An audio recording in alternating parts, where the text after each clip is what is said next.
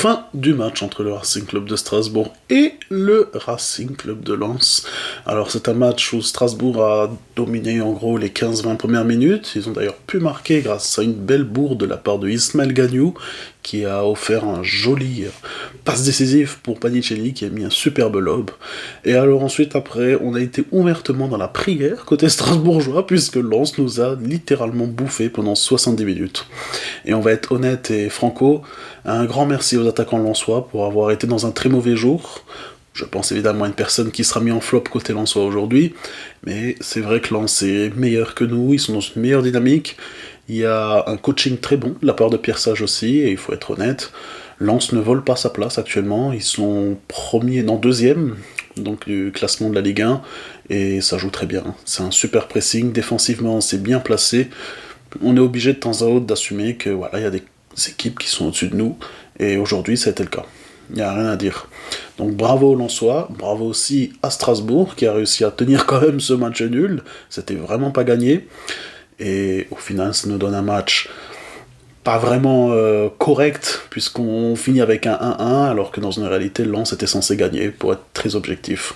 On notera aussi le fait que Clément Turpin aurait pu mettre tout simplement 2 pénaltys, il a décidé d'en mettre 0, et ça reste un arbitrage honnête, puisqu'au final il n'y a aucun pénalty des deux côtés, mais dans une réalité des choses, ça reste un arbitrage nul, puisque ça fait 2 erreurs. On passe côté strasbourgeois, le top.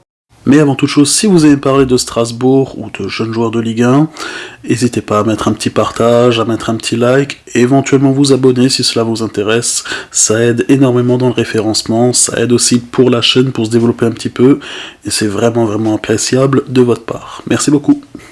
En top, ça va être un joueur qui continue sur sa bonne lancée.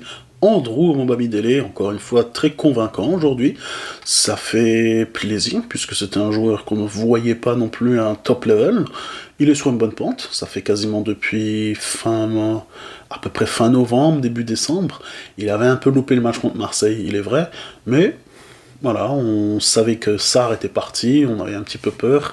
Anselmino, encore une fois, n'était pas au jeu, n'était pas présent aujourd'hui, apparemment il y avait une histoire de maladie, je sais pas si c'est réel. Mais c'est vrai en tout cas que Omobamidele continue ses bons matchs aujourd'hui, il faut être honnête, ça a été le meilleur, surtout en défense, il a fait de nombreuses interceptions, il était très bon dans les duels, à un moment donné la balle arrive en l'air et réussit à mettre son pied devant l'attaquant lensois, voilà, il a réussi à mettre même en confiance son gardien, et j'ai envie de dire, c'est très intéressant de sa part, j'espère qu'il continue sur cette voie-là, et on va voir un petit peu ce que ça donne.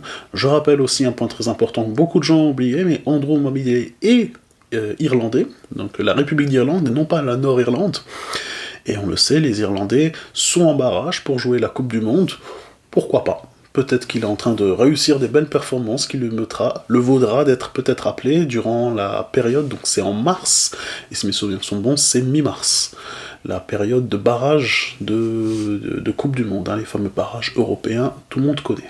Je suis obligé de le mettre en flop par rapport à ma vision, mais je dois assumer que Gary O'Neill a quand même réussi son pari, qui était ouvertement de faire un match nul aujourd'hui.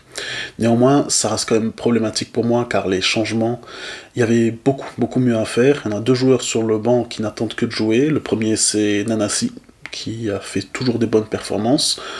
Et le deuxième, évidemment, c'est Gessim Yacine, payé d'ailleurs cet hiver 7 millions d'euros. Il a été très correct lors de ses entrées, on ne comprend absolument pas pourquoi il ne joue pas aujourd'hui. Au moins une petite rentrée pour aller 30-40 minutes. C'est 2 joueurs dont j'espère vraiment qu'ils joueront mardi, sinon je sais vraiment pas ce qu'on fera d'eux. Vraiment, et j'ai un peu la sensation que Gary O'Neill est, on va dire, un petit peu trop pragmatique, peut-être un petit peu trop défensif. C'est entendable dans certains points. Aujourd'hui, c'est vrai que Lens était clairement au-dessus de nous, mais il y avait quand même un petit truc à faire, au moins à partir de la 80-85e, mettre Nanasi à la place de Godot, mettre, comment il s'appelle, pas la place de Godot, excusez-moi, Nanasi à la place de Enciso, mettre Gessim Yacine du côté de Diego Moreira, qui était pas bon. Voilà, je suis quand même assez ric-rac dessus, et je me suis posé même la question, je me suis dit, c'est vrai quand même que Patrick Vieira, même s'il a été absolument désastreux sur son passage, et bien c'est vrai qu'au niveau coaching, Patrick Vieira était quand même très très bon. On se souvient qu'il faisait rentrer Jérémy Sebas, ou même Ali Abdi, non pas Ali Abdi, Abdallah Ali, Abdallah Ali, qui est parti depuis on ne sait où. Mais c'est vrai qu'il avait réussi toujours à faire quand même des coachings corrects, on va pas dire que c'était énorme, mais quand même corrects. Même Thierry Lauré ou Julien Stéphan, c'était pas les meilleurs dans le coaching, surtout dans les changements, mais il y avait toujours un petit truc en plus. Lauré, on se souvient, il avait souvent son idéologie très défensive avec sa défense à 8 carrément. Hein. On était vraiment dans un 5-4-1 et au final, il faisait rentrer plein de milieux défensifs avec Ajor tout seul en attaque. Mais au moins, on avait des changements de temps à autre quand même en attaque. Je pense principalement à Lebo Motiba ou à Majid Waris. Là, du côté de Gary O'Neill, on est vraiment sur je mets des défenseurs, je mets des milieux centraux, je tiens le score. Et les attaquants, c'est non. Bon.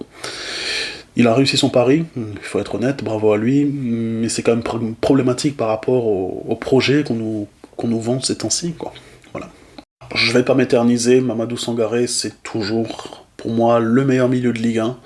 C'est exceptionnel ce qu'il fait avec le ballon, il est exceptionnel dans son pressing, il a une bonne frappe de balle, il est d'ailleurs même buteur encore aujourd'hui. C'est vraiment mon gros coup de cœur de cette saison en Ligue 1.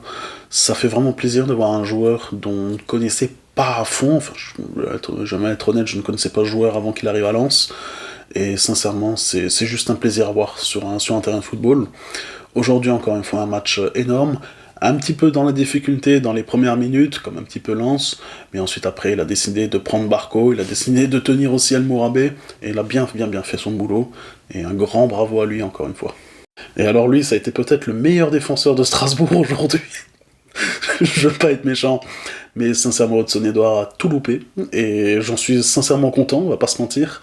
Je pense que s'il avait été dans un bon jour, aujourd'hui c'est 3 voire 4 buts pour Lens. On va pas se mentir, on a eu beaucoup de chance, et je suis obligé donc de le mettre en flop du côté de Lens aujourd'hui.